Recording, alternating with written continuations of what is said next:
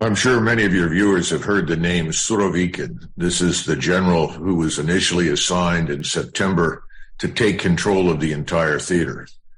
Once a decision was made in the summer to begin establishing what I would call a strategic defense in southern Ukraine and to run the defense as an economy of force measure, they needed more unity of command than they had at the outset.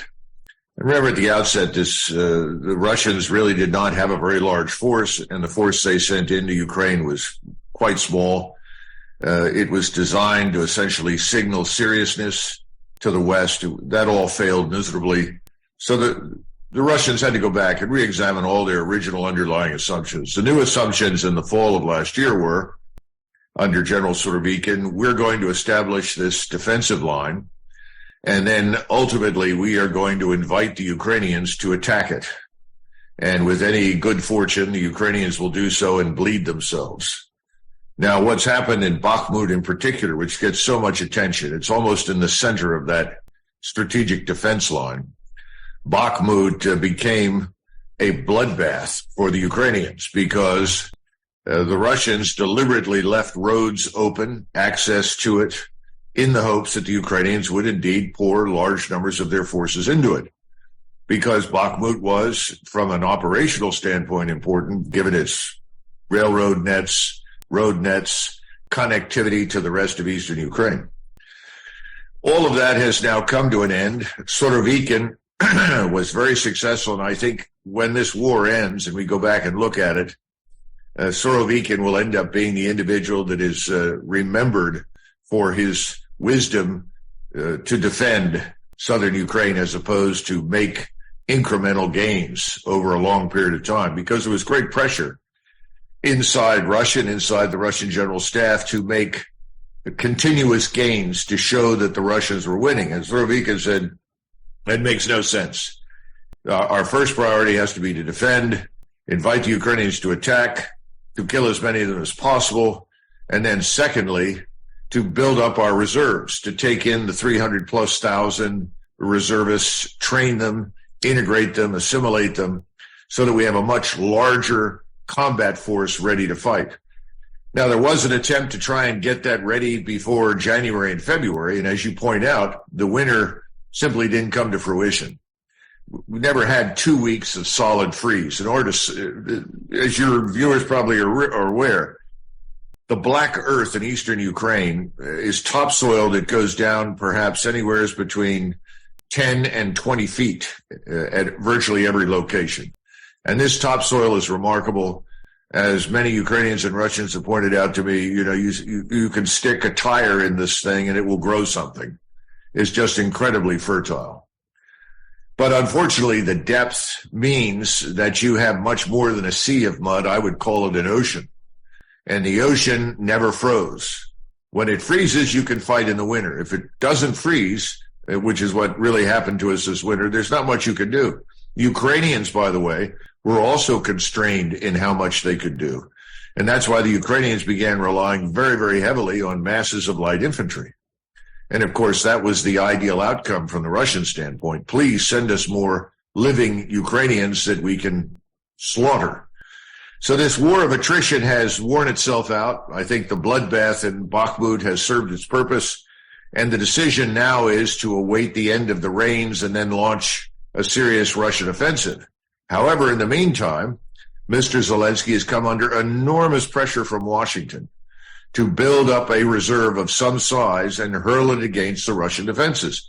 And I think he's been told, frankly, either you attack the Russians or, frankly, you might as well arrange surrender terms. In other words, if you want to stay in the game and stay alive, you've got to sacrifice more Ukrainian soldiers in a pointless counterattack. The other thing that's happened over the last several months is almost total annihilation of the air defense network. It was never an integrated air defense system on the scale of the Russians, but they've reached the point now where there's almost no air defense. That means that your ground forces are open to all sorts of attack. And the Russians have also perfected, as you were intimating earlier, the integration of the intelligence, surveillance, and reconnaissance platforms and complexes with the strike forces on the ground. So right now, there is nothing that can advance towards the Russians from the Ukrainian side without the Russians quickly identifying it, targeting it, and destroying it. And we've seen that in the most recent missile and air attacks over the last several days. But what's really important happened yesterday. And this is a point I want to make. All of your viewers will remember that the Russians have never destroyed the bridges over the Dnieper River.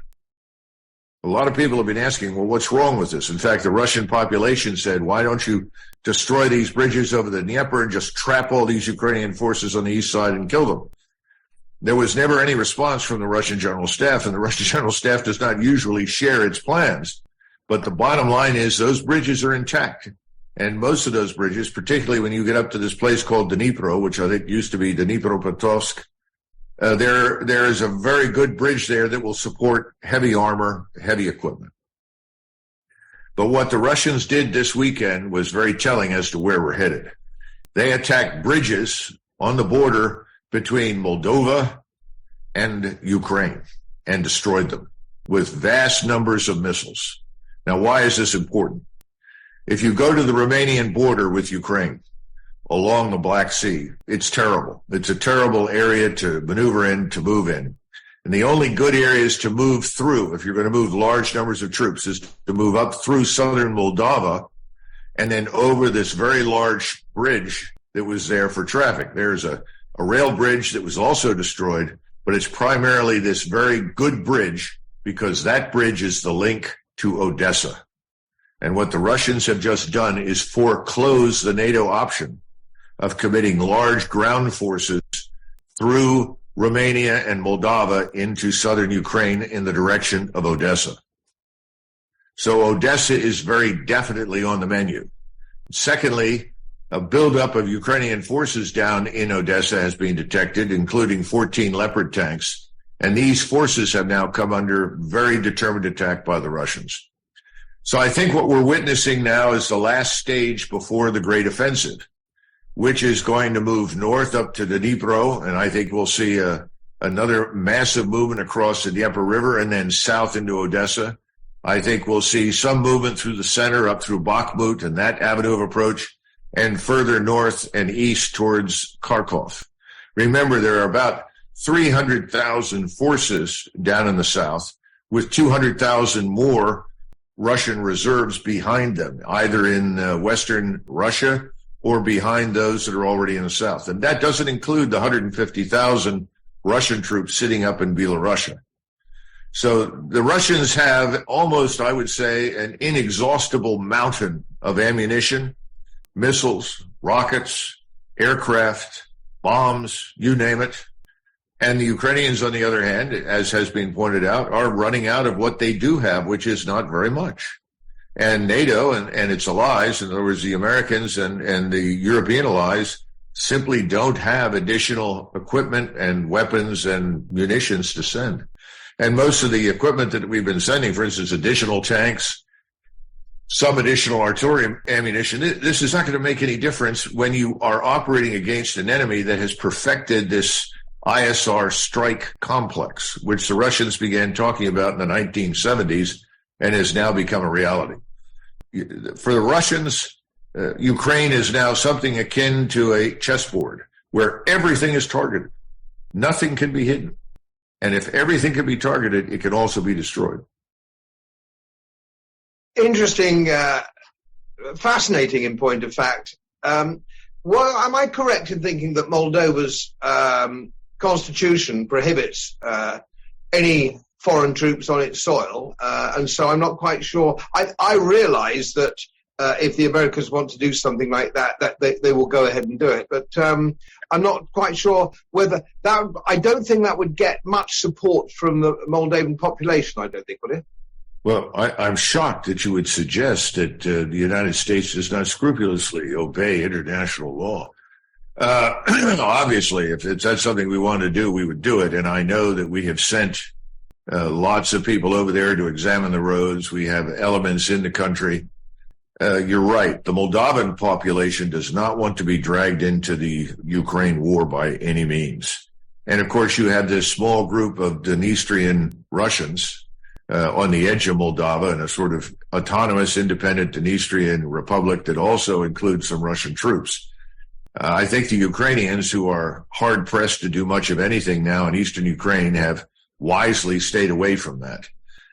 But now that we see that the bridge is out, the major bridge was so vital and essential over the river that borders Moldova and Ukraine. And remember, all of these rivers in Eastern Europe are enormous. They're very different from what people think of in Western Europe. These things are enormous. And you just can't get over them easily unless you have substantial bridging equipment and so forth. So the U.S. forces that are down in Romania are now staring at a very difficult situation if somebody is prepping them to work their way into southern Ukraine. But again, you still have lots of NATO forces in Poland, particularly American forces, 40,000+, along with the Polish army, which has grown increasingly large. But we can come back to that, because as this Russian offensive takes off, once the Ukrainians have expended themselves, which I think is inevitable now, the Russians will then begin this deliberate move north. Kharkov will be taken. Odessa will come back under Russian control, because historically these are Russian cities. They were built by Russians and have been Russian since time immemorial. The rest of Ukraine, I suspect the Russians will wait to see if there is any interest in any kind of negotiation before they complete the conquest and march to the Polish border.